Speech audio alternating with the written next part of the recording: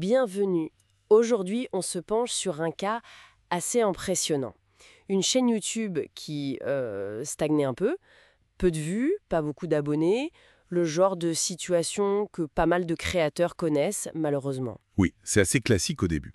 On publie, et pas grand-chose ne se passe. Exactement. Et là, en 28 jours, boum. Sans pub, hein, je précise. Plus de 22 000 vues, 153 abonnés en plus et plus de 400 heures de visionnage. C'est cette croissance organique qui nous intéresse. Comment c'est arrivé? Eh bien, c'est là qu'intervient la stratégie. Très, très ciblée, presque chirurgicale. On a arrêté de tirer partout. L'idée, c'était vraiment de concentrer les efforts. Alors, voyons un peu comment ça s'est goupillé. D'accord. Alors, le point de départ, si j'ai bien compris, c'est l'angle.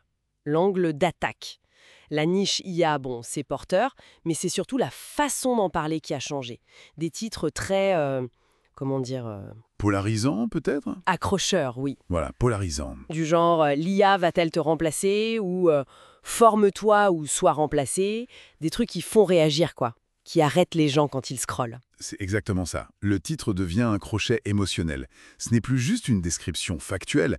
Si ça ne pique pas la curiosité, si ça ne crée pas une petite tension, la vidéo démarre mal. C'est une bataille pour l'attention dès la première seconde. C'est un pari quand même, ce côté un peu provoquant, non? Ça peut aussi repousser. C'est vrai. C'est un risque calculé. Ici, le pari, c'était d'engager très fort une partie de l'audience, quitte à en lisser une autre de côté. Mais ça a payé en termes d'engagement. D'accord. Et après cet angle, il y a eu le format, le passage au format court. Les shorts, les réels de moins de 60 secondes. Avec une structure très définie, accroche forte, message unique, punchline. Et un montage super rapide, c'est ça? Genre 2-3 secondes par plan. Tout à fait. C'est directement lié à l'algorithme de YouTube. Il adore la rétention. Ces formats courts, bien faits, ils maximisent le pourcentage de vidéos regardées. Et ça, c'est un signal super positif pour l'algorithme. Ah oui, d'accord. Donc l'algorithme se dit, les gens aiment, ils restent, alors ils le montrent plus. C'est ça. Et la concision force à être hyper claire, à aller droit au but. C'est puissant. Donc, angle fort, format court, mais il manque un truc.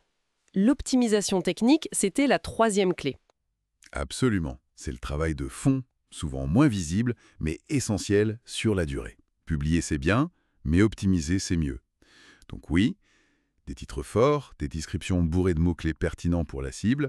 Et les hashtags aussi, j'imagine. Hashtag IA, hashtag entrepreneuriat. Exactement. Et les miniatures, il faut qu'elles soient lisibles direct, même sur un tout petit écran de téléphone. Du contraste, un message clair. Ah, et un petit truc souvent oublié. Utiliser le commentaire épinglé pour rediriger.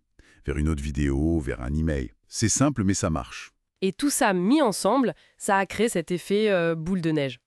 Oui, on peut dire ça. L'engagement sur quelques vidéos a vraiment plu à l'algorithme, qui les a poussées de plus en plus. On a vu un pic à presque 1000 vues par jour et récemment plus de 4200 vues en 48 heures. Ça montre que la dynamique est lancée. Voilà. L'algorithme, il récompense cette cohérence et cet impact.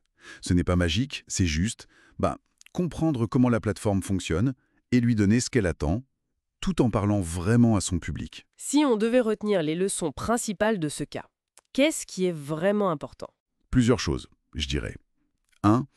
La qualité et la force du message priment sur la quantité. Mieux vaut une vidéo percutante que 3 moyennes.